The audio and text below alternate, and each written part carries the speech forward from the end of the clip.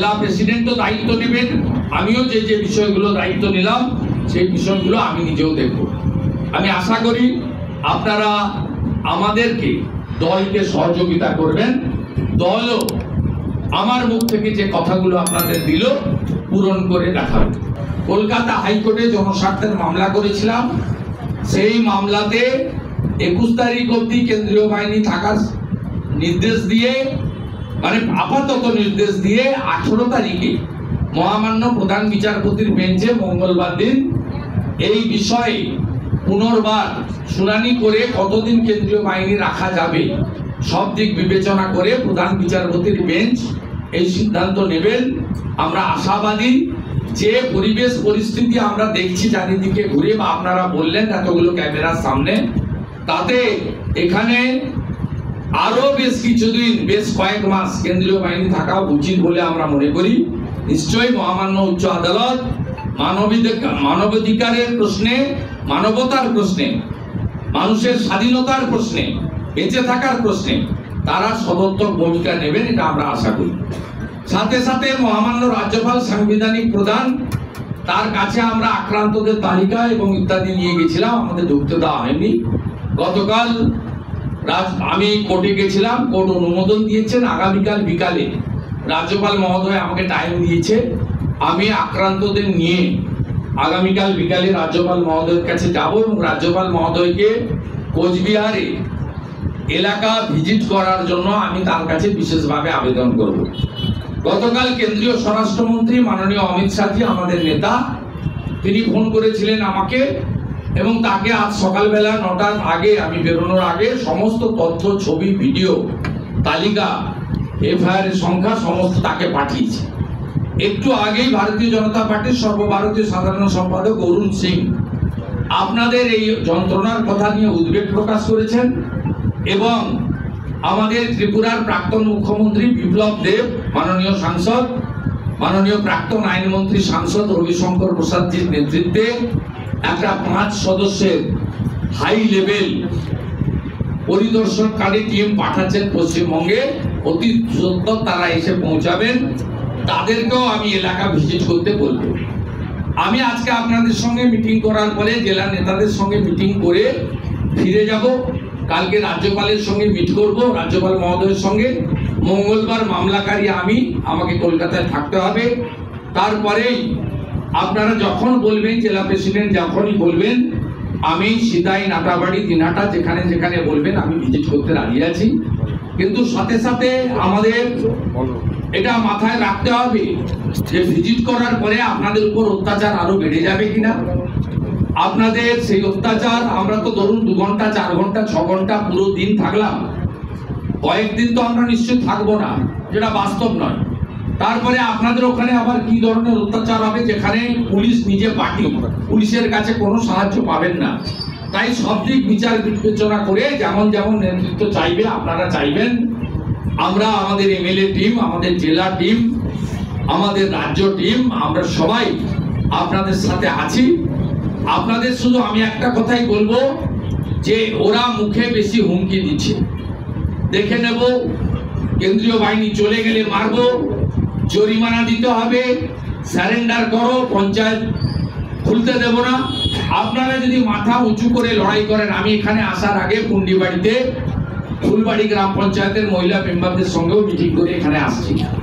আমি তাদের কাছ থেকে জেনেছি তারা কেউ আত্মসমর্পণ করবে না, তারা কেউ পদত্যাগ করবে না, এই চোর টিএমসি ঝান্ডাও তারা কেউ ধরবে না।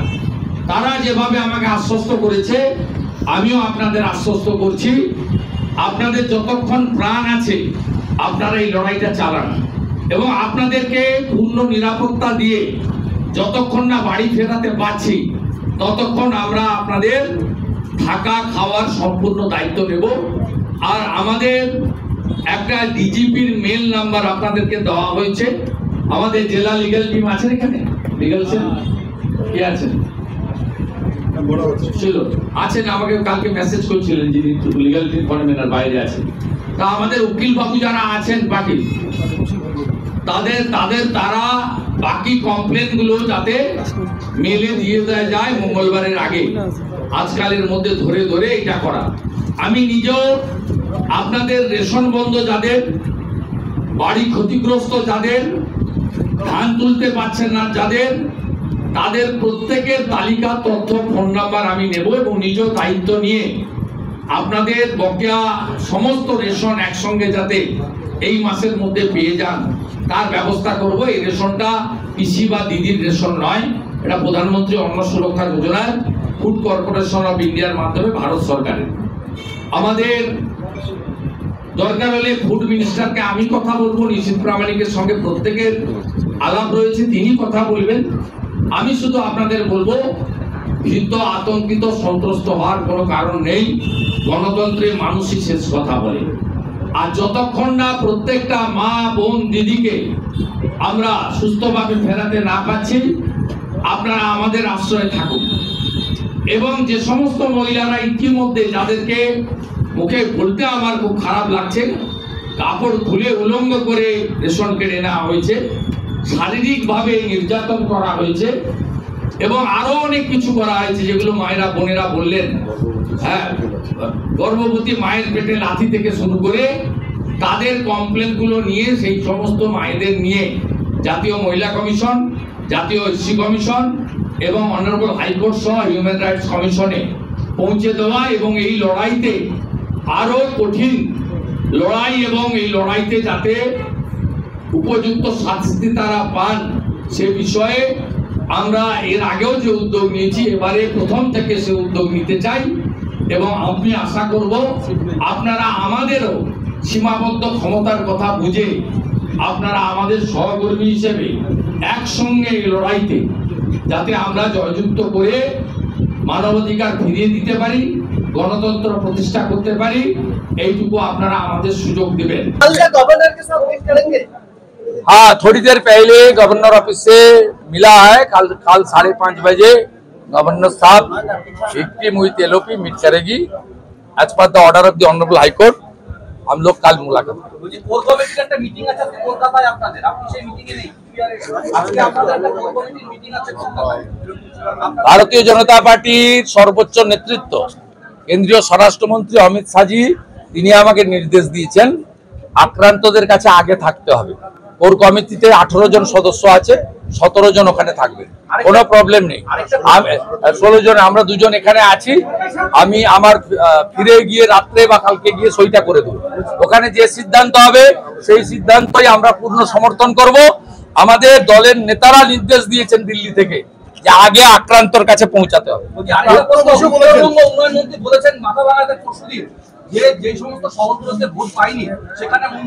উনি মিডিয়ায় বেঁচে থাকতে চান। উনি 1,60,000 ভোটে বিনা ভোটে জিতেছিলেন উপনির্বাচনে, সেটা 20,000-এর নিচে নেমে এসেছে। 26 সালে সেটা -20,000 হবে। উনি শুধু মিডিয়ায় টিকে থাকতে চান। উনি যদি এই কথাগুলো না বলতেন তাহলে মিডিয়া আপনার করতো না। আমি দিনহাটা টাউন, মাথাভাঙ্গা টাউন এবং কোচবিহার টাউনের যারা ট্যাক্স পেয়ার জনগণকে বলবো, উত্তরবঙ্গ উন্নয়ন দপ্তরের বিরুদ্ধে আপনি মহামান্য রাষ্ট্রপতি এবং রাজ্যপালের কাছে লিখুন, প্রয়োজন হলে আদালতের দ্বারস্থ। আমাদের আক্রান্ত, অত্যাচারিত, নিপীড়িত ভারতীয় জনতা পার্টির কর্মী সমর্থক নয়, ভোটার, বিশেষ করে সনাতনী, রাজবংশী এবং পিছিয়ে পড়া সমাজের মানুষজন, তাদের যেভাবে এখানে অত্যাচার হয়েছে তার একটা খণ্ডচিত্র আপনারা দেখেছেন। আমরা প্রায় ঘন্টাখানিক ধরে 7-8 জনের কাছ থেকে শুনেছি বিবরণ। এখানে যেভাবে আক্রান্ত মানুষজন আছেন বা বিভিন্ন জায়গায় আত্মীয় স্বজন, আমি এর আগে আমাদের পূর্ণিবাড়িতেও ফুলবাড়ি পঞ্চায়েতের মেম্বারদের সঙ্গে মিট করতে করতে এসেছি। আমরা যা বলেছি সবার সামনে বলেছি, দরজা বন্ধ করে কিছু বলিনি। আমি আমাদের জেলা কমিটি, জেলার বিধায়ক, বিধায়ী সাংসদ নেতৃত্ব নিশীথ প্রামাণিক সহ আমরা সমগ্র আলোচনা করে আমরা আইনি সাপোর্ট, যতক্ষণ না নিরাপত্তা দিতে পারছি তাদের থাকা খাওয়ার ব্যবস্থা করা, তাদের লাইভলিহুডের ব্যবস্থা করা এবং তাদের যা যা প্রয়োজন যেগুলো আমাদের দ্বারা সম্ভব আমরা সে দায়িত্ব তাদের কাঁধে তুলে নিয়েছি। যতজন আহত হয়েছে চিকিৎসার দায়িত্ব পার্টি ইতিমধ্যে নিয়েছে, ভবিষ্যতেও নেবে। পঞ্চায়েত অফিস যেগুলো খুলতে দিচ্ছে না, লাগাচ্ছে, বিডিওকে, জেলা শাসককে চিঠি করা হচ্ছে। যদি সেই চিঠি অনুযায়ী জেলা শাসক হস্তক্ষেপ না করেন তাহলে আমরা তাদেরকে নিয়ে কোর্টের দ্বারস্থ হব। পুলিশ প্রোটেকশনে পঞ্চায়েতের পরিষেবা স্বাভাবিক করার বিষয়েও আমরা উদ্যোগ নিচ্ছি।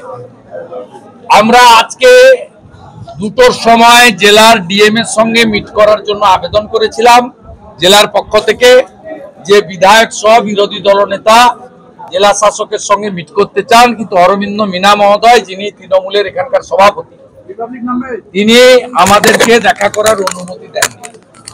এটা দুর্ভাগ্যজনক বিষয় যে জেলা শাসক রাজ্যের বিরোধী দলনেতা এবং নির্বাচিত বিধায়কদের 10 মিনিট ধরে জেলার যে ভয়ঙ্কর পরিস্থিতি শুনতে রাজি নন। আমরা জানি যে নিশীথ প্রামাণিক মহোদয়কে কিভাবে হারানো হয়েছে।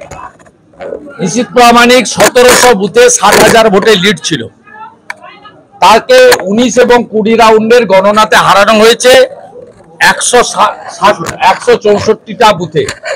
এই 164টা বুথে ইভিএম বদলেছেন অরবিন্দ কুমার মিনা পুলিশের সাহায্য, আইপ্যাকের সাহায্য নিয়ে, এবং 19 এবং 20 রাউন্ডের গণনাতে ভারতীয় জনতা পার্টির গণনা এজেন্ট যারা 17C ফর্মের নাম্বারের সঙ্গে ইভিএম এর নাম্বার মেলেনি প্রতিবাদ করেছিল, এমন 3 থেকে 4 জনকে হলের মধ্য থেকে চুলের মুঠি ধরে পুলিশকে দিয়ে বেআইনি ভাবে গ্রেফতার করেছে গণনা চলাকালীন। তাই এই যে ফলাফল কোচবিহারের ক্ষেত্রে, এই ফলাফল প্রকৃত ফলাফল নয়।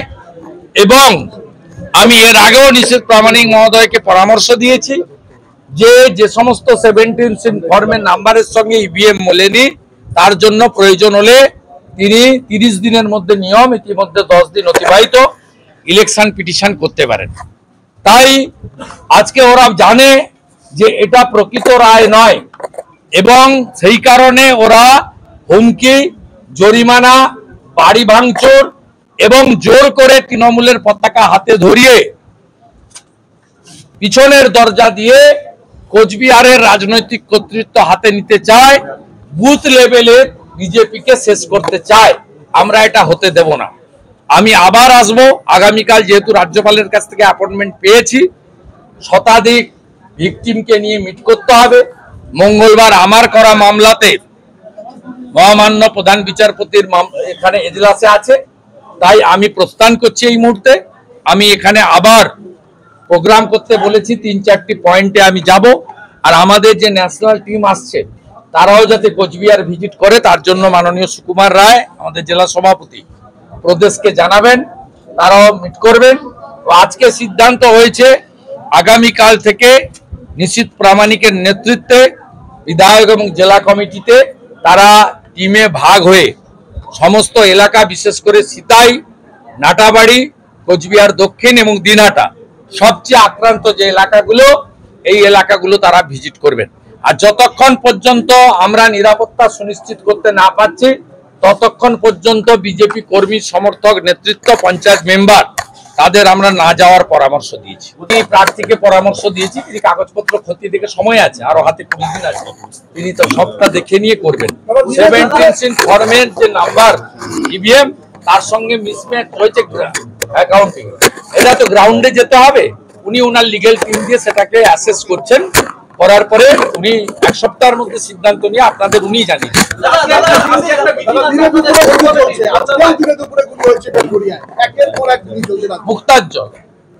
মুক্তাঞ্চল পুলিশ মন্ত্রী এগুলো করাচ্ছে। পুলিশ মন্ত্রী এই জেলায় উদয়ন গুহ সহ গুন্ডাদের হাতে এবং কার্যত একটা বিশেষ সম্প্রদায়ের কিছু গুন্ডাদের হাতে পুরো কোচবিহার জেলার পিছিয়ে থাকা, সামাজিকভাবে, অর্থনৈতিকভাবে পিছিয়ে থাকা রাজবংশী সহ, নমশূদ্র সহ, আজকে উদ্বাস্তু হয়ে আসা মানুষজনের উপরে, বাংলাদেশ থেকে ধর্মীয় কারণে উৎপীড়িত হওয়া মানুষজনের উপর সীমাহীন অত্যাচার করছেন।